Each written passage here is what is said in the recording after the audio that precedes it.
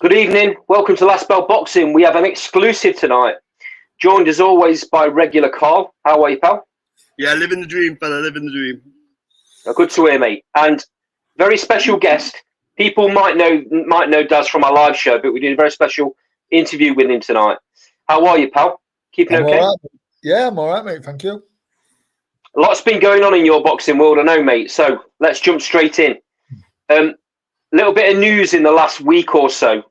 Ebanie Bridges did quite a big exclusive interview out on social media, which has kind of blown up a little bit, where she talked about the disappointments with the Mayo Yoshida fight, the fact that she's now left Dave Caldwell and she's joined another gym and another coach. That coach happens to be you. So it does. So take us back to. Obviously, you've known Ebanie quite some time, right? Yeah, we've. Do you know? To be fair, mate, we've not obviously seen a lot of each other. It was just when Nick were fighting. Yeah. Odd little, message to do with Nick basically. And probably met her four or five times at shows, maybe. Nick's shows and that. But always got on, and it's really nice. Darren, what I'm keen to know is, how did it come about? Because obviously Nicola was going to advocate for you as being a good coach, obviously, because she's working with you. So I'm just keen to know how the conversation came about. Basic. Do you want to know like how we met? How she came to the gym? How it come to be that you're now, I don't know what to call it. Are you a UK trainer? Because I know she's very keen to mention the American side. Yeah. I think it's fair to say I'm a trainer in UK, and obviously a main trainers, are going to be the main trainers on Fight Night are Brian Cohen and Kaylee Reese, and I'll be honest, I'm looking forward to working alongside of me. I really am. Kaylee's. I've not spoken to Kaylee yet, but Kaylee's like a 2-time world champion. Brian's an ex-pro. Wealth of knowledge, managing wise and training wise, and me and Brian have spoken. We seem to have the same ideas, and the same sort of read from the same book, if you know what I mean. But going back to how it came about, me and Nick was on his way home one night from training, and Ebanie had texted her. She'd because she'd left Dave, and she just wanted somewhere to train and just keep fit. So I said to Nick, I says, just tell her if she wants, she can come to the gym, and I don't mind taking her on pads and stuff. So she came. We got chatting. She got in ring. We hit some pads. She sort of, put her ideas forward about stuff. We were trying stuff and that, and after we'd done a session, she left. She left, and I says, "Oh, take my number, and then if you want to, train again, and then we'll do another session." Next day, she come again, trained. I think it's fair to say we gelled. Proper gelled.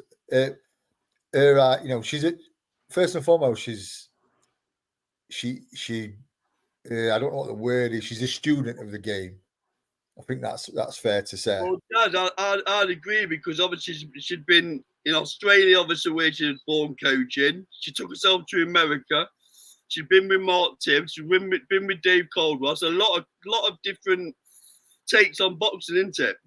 Yeah, it is. Yeah, and she takes everything from everywhere she's been. you know, and fair play to her. If she doesn't feel something's right, she will change it. You know, sometimes, you know, some certain coaches don't fit certain fighters. You know, and that's nothing to do with the fighter. It's nothing to do with the coach. It just how it is. But me and Ebony, we just gelled. We just, you know, we can be on pads. I mean, for instance, we did a session Tuesday, I think it was. And I said to her, you know, we'll just do a session where we'll just drill a few things. I'll give you some ideas because on my dinner break at work, you know what I'm like. I'm there, you know, working things out, what I think will work, you know, what I think will play to her strengths. So we did a bit of that, and I said to her, you know, well, I don't need to say to her, to be fair. If she's got a question about something, or she thinks that something can be added or taken away, she'll say, and I love that. She's a thinking fighter. So, you know, she warmed up, we got at ring, and we were doing all this stuff and everything, and we were in ring for about an hour and a half. Daz, have you worked out what fight night looks like yet regarding who's in the corner, who's not? Have you gone down to that granular detail yet? Yeah, mate. Yeah, basically, mate. It's obviously Brian and Kaylee, and then you're gonna have a cut man, I believe. I think his name's Kieran. I think, I hope I've got that right. And then I'm gonna be in there as well. One thing I would say, and don't ask me to be nice to you too often because you don't sit well. But one thing I would say is, in terms of bravado, some trainers wouldn't have taken this opportunity, would they? Because of ego. That's what I'm looking for. But obviously, you can handle it. You know, you're bigger than that, right? Yeah. You know, we had the conversation in Costa Coffee. Other brands are available. Yeah, we had the conversation in a coffee shop, and you know, after them couple of sessions with her, I said to her, you know, I think we've gelled, and you know, obviously, our relationship is with Brian and Kaylee, you know, very close. Like, you know, she says she thinks of them like family. So listen, I'm, you know, I'm chuffed to bits that she trusts me enough and thinks I know enough to bring something to her, to the table. And it's mutually beneficial, right, Daz? Because you know, I know you're not in it to raise your profile, far from it, because you mentioned that before. But it's not going to do you no harm, is it? No, probably not. You know, let's be realistic. I mean, she's very, very high profile, isn't she? And you know, we've had the conversation. We've had the conversation tonight. You know, it's going to be just, you know, to people who might say, well, who's he? You know what I mean? Which is fair enough. You know, people might say that. All I'll say to that is just watch a performance. She can probably identify with them comments, though, because obviously when she jumped in with Shannon Courtney, she was getting a lot of them comments from the UK fight fans, wasn't she, regarding who? Yeah, definitely, you know, mate. Yeah, definitely. She, you know, listen, she's got a lot of layers to her, or she's got a lot of levels to her, as you like to say, Carl. You know, as a fighter, mate, as a fighter, she's very intelligent in ring. Very, very intelligent. People forget though, Daz, that she had a very good amateur career back in Australia, didn't she? People don't give her the credit for how good a boxer she is. We all know she's got guts. Do you know what, mate? I'm not up on her amateur career. I don't know if she had that many amateur fights, if I'm honest. I'll be honest with you. But you know, she obviously had amateur fights, but her style's more suited to professional. She won the Golden Gloves in the state championship back in Australia, Dad. I've done a bit of reading. Right. Oh yeah. Right. But brilliant, mate. I didn't know that. But yeah. So she obviously listen. She's got something, mate. You don't become world champion, you know, if you've not got something. And I've said this to Andy in conversations. She is, you know, immensely powerful and strong, and very clever with it as well. I can't see any female bantamweight on the planet living with her when she's at her best. She's too strong, too relentless. Potential to move up a little bit in weight as well, then, Dad, I'd imagine. She probably could, yeah, but that's down to her. That's down to Ebanie. It's up to her. I probably don't think she would. I'm not sure, because there's some big fights, at bantamweight. There is, yeah. Some massive fights, and you've got Dina Torsen, you've got Nina Hughes, you got Mayo Ishida, who took Ebanie's title. That must be a priority, right, to get that rematch. Well, she wants that, yeah. You've got Daz Medcalf as well. She's there. Shannon Courtney floating around as well. Some big fights for her. And just coming on to Nicola Oatwell for a minute, it won't do her any harm either, right? Being in close proximity to a world champion in weighting, really. No, the good thing with it as well is the best mates. Yeah. And it's beneficial from both. They're both happy. Sorry, mate. Go on. I was going to say, what's the atmosphere and the dynamic now like? Has it changed much since Ebanie's been in the gym? Because I obviously, as you're aware, I went to your amateur show last week, and spoke to some of the boys in there, and they're walking on cloud nine, having a former world champion in the gym. Yeah, she's just like she's been in gym for 20 years, if I'm honest. Yeah, very very humble, right? Yeah, massively. She, she's just herself, and she's listen. I'll be honest, she's a pleasure to be around. She's a pleasure to train. She's easy to train as well. Very easy to train. So come on then, Daz, let's cut to the chase. So you must be working to a timeline, you must be working to a game plan. I'm not sure what you can tell us and what you can't, but when can we expect Ebanie to be out next? As soon as possible, hopefully. I think she said on the IFL interview she'd have a meeting with Matchroom maybe this week or next week with Eddie Herman. Is that about right? Yeah, I think so. I'm hoping she gets something soon. She's raring to go. She's raring to get back in, and she's raring to just do what she does best. So if you need any bag carriers, for the, plenty of access. Me and Andy are free most weekends, aren't we, Andy? Mate, honestly, you won't believe how much my phone's blowing up. I can believe it. You know what I mean? You're a lot of people's best mate now, Dad, aren't you? Yeah, you know me. Take me back to the feel factor in the gym, because not just the gym, but Ebanie in particular. You're obviously working really, really closely with her all the time now. She mentioned in the interview that I watched that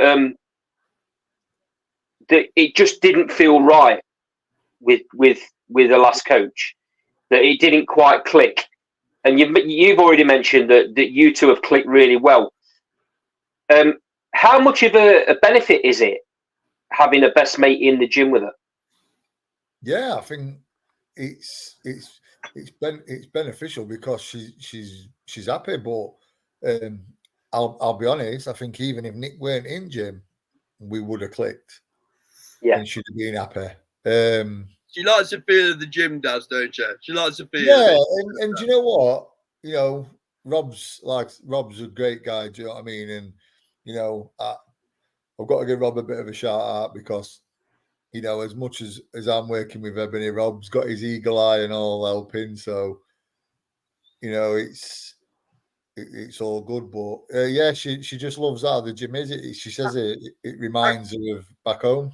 I can see where she's coming from though, Daz, because a couple of scallies from Nottingham pulled up one Saturday morning when he's opening it, and we was treated like one of your own. So she I think it's what she's been craving, isn't it? Somewhere to metaphorically call home.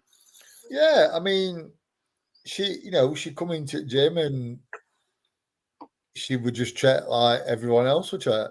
And sometimes it just feels right, don't it? Yeah, like I said, we gelled. We've got similar ideas when it comes to boxing. Do you know what I mean? We've got similar ideas, and you know, I like to think as a trainer, I'm very adaptable. You know, I'm not just I can't, you know, I can teach you how to box if you need to, and I can also teach you, you know, some cute little tricks and you know some come forward pressure fighting. Are you suggesting the dark arts, Mr. Medcalf? The what? Huh? The dark arts of boxing. Is that what you're suggesting that you might be able to learn? Oh, you mean little treading on toe? No, listen, no, I never did that. No, I'll be honest with you, mate. Listen, she doesn't need teaching how to punch, Yeah. how to where to put her feet, anything. Listen, she knows how to punch, she knows how to move her feet, she knows how to roll, she knows how to slip, parry, all that. It's just a case of reintegrating it and you know fine tuning it. Yeah, basically. Do you know what I mean? It's not I always seem to say that lately, but it's not rocket science. You know, the woman can fight. Do you know what I mean? She can fight. And you know, now she's happy as well in her environment. And listen, that's no detriment to Dave either. No, sometimes it just don't work, does it? No, Dave's a very good trainer. You know, I've known Dave a lot of years. And you know, sometimes things just don't work. They just don't fit. I mean, I've had it myself. You know, fighters have you know gone elsewhere. And well, let's be honest, Daz. There's been no bad feeling, has there? No slagging off between the two of them. It's all been amicable. Yeah, and that's the way so it should be. Yeah, so it should be. Yeah, you know, these two classy people. So yeah, that's what happens. One's a Man U fan, but we'll let that slide, Mr. Caldwell. No, lay him off. Well, one's a Leeds fan and all. Yeah, good point. So Daz, go on, Andy. So just moving on to Nicola. Obviously, there's a real connection there between Nicola and Ebanie. That's been there for a long time. I'm assuming pretty much since Ebanie moved to the UK or had a first fight in the UK. Would that be all right? Yeah. To be fair, mate, I think it started when COVID hit. I think they got friendly on social media, and you know, we're chatting and supporting each other, and then obviously met up, and yeah, they hit it off. There's a real misconception, isn't there, about who Ebanie Bridges is and what she's about. Obviously, you're going to get your usual keyboard warriors on social media that no matter what someone of her stature does, they're going to slate. But you've also got a lot of boxing people that in the past have frowned upon certain things Ebanie's done. But there's no disputing the fact that the girl's a boxer. She's been world champion. She doesn't have to prove herself to anybody. Yet there's still people that still seem to be knocking her. I think anyone who's doing well in life is gonna get that. You know, she's had to fight for everything she's got, hasn't she? So you know, she had to market herself.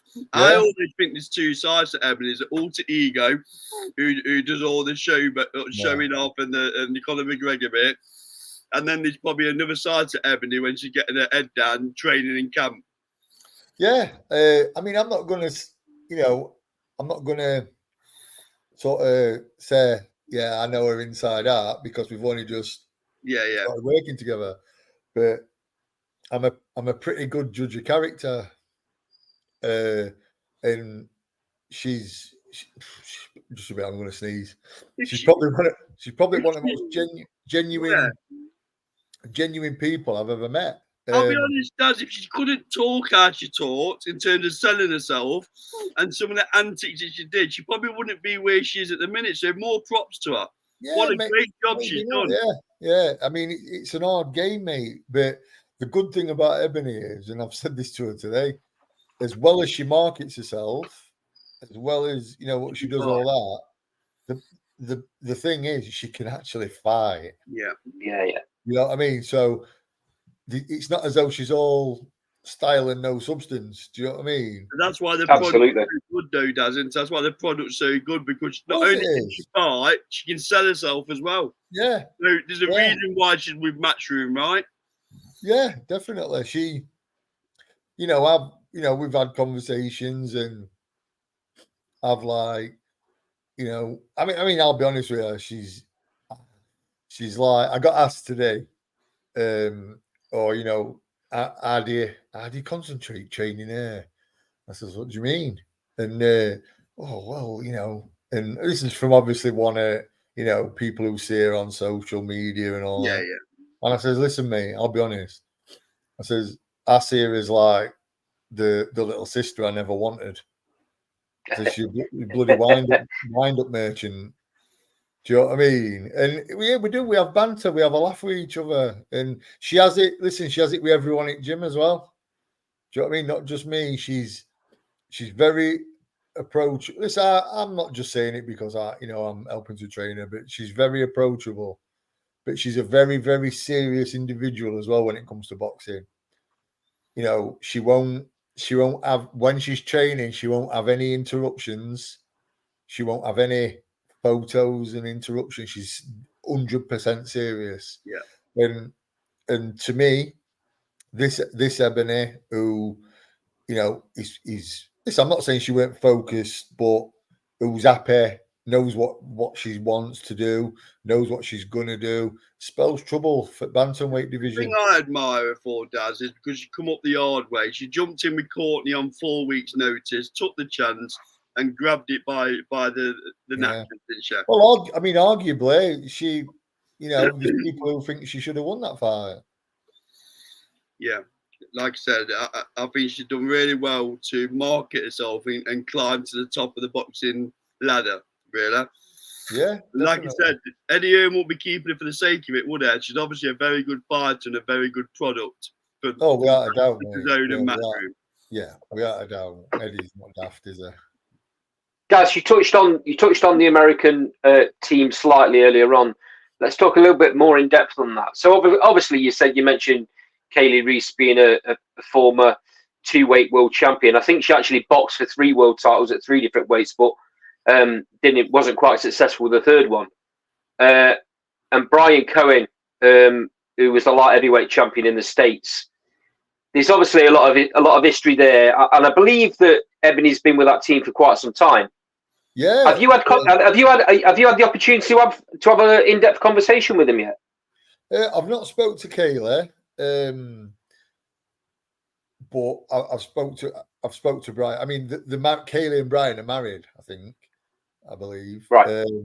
But I've spoke to Brian, and yeah, we've had a quick chat on the phone, and we've exchanged messages. I'll keep him informed as to what sort of thing we've been doing, and I think he's going to be coming over in a month or so.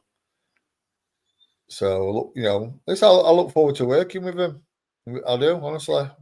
Is it likely to be a case that Ebony will do the majority of a work in the UK, and then either she'll fly to the States for camps if the fight's over there, or they'll fly into the UK if the fight's going to be over here? Would that be about right? I don't know, mate. I couldn't tell you. Not discuss that. She'll do whatever she feels is better for her. But she, I don't think I think she said she didn't like it in America. I think she said that on an interview the other day. Right. So whether, they're going to fly out here, and if she does fight in America, whether she'll fly out a couple of weeks beforehand, I don't know.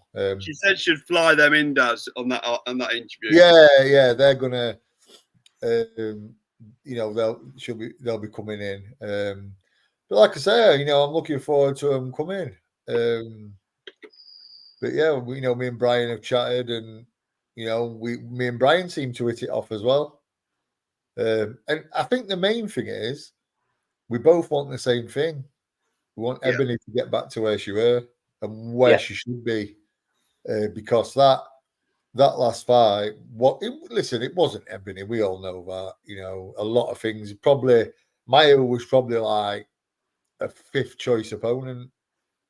You know what I mean? Because they'd gone from one, then to others, then to others, and it was just you know, it just weren't great. But Everything happens for a reason, though, right? it does, mate. Yeah, it does. And you know, we just wanted to get back to where she were. And I think between us all, you know, me, Brian, Kaylee, and that, I think it's going to happen. And more importantly, Ebony is 100% confident it's going to happen. Yeah. And that's the main thing. That's all that matters. Daz, moving on to Nicola. She was out a couple of weekends ago. Yeah. Victorious fight against Katapap. That wasn't at flyweight, was it? It was just above. But am I right in thinking that Nick's going to now apply a trade at flyweight rather than superfly? Yeah, Nick actually weighed in as a flyweight for that fight. Did you? Kata weighed in as a bantamweight, I think. Wow. Okay. So what's the plan then? Is it a case of getting Nicola out as often as possible for the time being until something big comes? Yeah, I mean, we've heard shots about 6th of April in Sheffield. Right. So we're just waiting to see if that's going to happen. I seen something interesting earlier regarding Chloe Watson saying if anyone wants to be considered the best in Europe at flyweight, they need to come and see me. Well, I mean, Nicola would be happy to come and see her. What a great fight that'd be. Yeah, Nicola would be happy to come and see her. And you know, listen, don't get me wrong. I rate Chloe, respect Chloe, very good fighter. So, but and again, there's you know, what a fight for the neutrals. But I believe, you know, Nicola wins that fight. The sparring that must be happening in camp at the minute in the gym. I'm guessing Nicola and Ebony are sparring, Daz. Obviously, what goes off in the gym stays in the gym, but all of that has got to be beneficial to Nicola going forward. Oh, without a doubt. Without a doubt. But I secretly think that they owe each other money, to be fair. It's like that, is it? Wow. Yeah, I think, you know, I secretly think they owe each other money. But nah, it's high level. It's very high level. There's no holding back there, then, I'm guessing. No, it's not. Well, yeah, who am I kidding? No, it's very good, mate. Very, very good. You've got, listen, 2 world-class fighters, in my opinion. You know, Nick's had brilliant sparring with Lauren Parker as well, which you've seen yourself. I have. You know, big shout out to Emma Dolan as well, and Carl for, you know, allowing us to go for sparring there. So yeah, you know what, that tells you a lot about the character of Emma and of Nicola. That after that fight for the Commonwealth, that they've linked up again and they've had some sparring. I think that speaks volumes.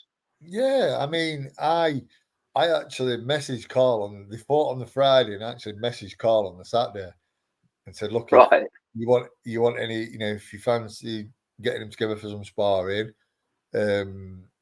you know, be happy to help if it'll help you in any way and stuff." And Carl was like, "Yeah, you know, we'll see." And then obviously we did link up. But from my point of view is I mean, I'm not saying that she made a load of mistakes that night, Nick, because I don't think she did. You know, and this is no detriment to Emma, I don't think Nick performed to her greatest capabilities. But Emma looked a lot bigger though, Daz, didn't she? When they got in the ring. Yeah, but I was just good. Nick's, you know, been in with bigger girls. But what I'm going to say is, even though Nick didn't perform to her best capabilities, I do believe that was down to Emma performing to her best capabilities. I've got a record that is saying that's the best I've seen Emma perform. She fought very well, mate. Yeah. She did fight very well, yeah. And I said that to her. And do you know I've what? been- mate? Sorry, Daz, go on. Yeah, and the thing is, I've said this to Emma. You know, that fight, that lesson is going to be the making of Nicola. Yeah, Yeah. I mean, if you had a magic wand for the year of 2024, how many times would you want Nicola to be out, Daz? Because I think activities are key for Nicola. Yeah, I'd like her to. I'd like her to fight another 6-rounder in April. This is what in a perfect world. Yeah, yeah. I'd like her to fight another 6-rounder in April. Then I'd like her to fight an 8-rounder in June, early July, and then maybe September, Chloe Watson. September, October, Chloe Watson. Here's a bit of a cheeky question, but I'm going to ask it anyway. Yeah, Daz. You're surprised that I'm going to ask it, but I am. go on then. Could it be that having Bridges in your gym and your trainer, could that help Nicola maybe get on some undercards in Matchroom? Honestly, I don't think so. Right. I don't think so. Nice, wouldn't it, if it did? Yeah, but I don't think it will. It's happened in other instances, hasn't it, with fighters, where all of a sudden some of the gym... I don't think. Do you know what, mate? It may have, yeah, but I don't think that. I mean, I think the only way Nicola would probably get on a card with Ebony is if she fought Maisie Rose. in the away end. Yeah, or Shannon Ryan, but you know, I can't see the Shannon Ryan fight happening because Shannon's like a super fly. It looks like Maisie Rose is moving up to Superfly as well, Daz. Does it? Well, yeah. I mean, you know, listen, if the fights are right, then we'd have to talk. But Nicola could make light fly. Yeah. You know, Nicola could make light flyweight, but it's all what's best for Nicola. To be fair, it's what you know what's best. In an ideal world, I'll be honest, with hindsight, and well, I say with hindsight, I mean I were saying this. I think I said it to you guys. You said it to me for certain. After the Ivanka Ivanova fight, Nick needs to be a flyweight. Yeah. Do you know what the I thing mean? is though, Daz, when you get an opportunity to fight for a Commonwealth title, you just can't turn things like that down, right? No. She wanted to do it. You know, listen, I truly believe she could have won. She was capable of winning. Well, you wouldn't have put her in the ring if not, would you? Yeah, of course I won. And I think she showed enough in the fight to show that, you know, she were capable of winning. But listen, fair play to Emma. Emma did great. And, you know, I'll be honest, I couldn't wish it for a nicer girl because Emma's a top class human being. Do you think you might have to roll the dice at some stage and go in the away corner though, Daz? And just a straight question. Yeah, maybe. If opportunities on forthcoming, then yeah, I think we'd have to sit down and say, listen, it might be time to just have gloves will travel. You know, because Nick's, you know, take away the Emma fight and at flyweight, if you've got Chloe Watson, Maisie, I know Maisie's supposed to be moving up, but if you've got Maisie, or let's take Maisie out of it. So if you've got Chloe Watson, I mean, there's a girl called Megan Redstall who's undefeated, but she's ranked above Nick in England. Listen, I'll put Nick in with any of them. And Nick's well capable of winning. Yeah. Well capable. So you don't always get what you don't. The point I'm making, you don't always get what you deserve in boxing, do you, Daz? No, mate, you don't. No, you don't. Definitely not. And it's a shame. And it is a shame. But I think sometimes, and you've got to have, you know, you don't always get what you deserve, but sometimes you just got to kick them doors down, aren't you? And say, I'm here. You know, so yeah, who knows? I mean, like I said earlier, Chloe's said that anyone who thinks they're the best in Britain or Europe needs to go and have a chat with her. well, you know, I'm sure Nicola believes she's the best in England, so I'm sure that they'd be happy to have a chat with you. That sounds like a no. It's not a call out before you say it. No, I wasn't going to say that.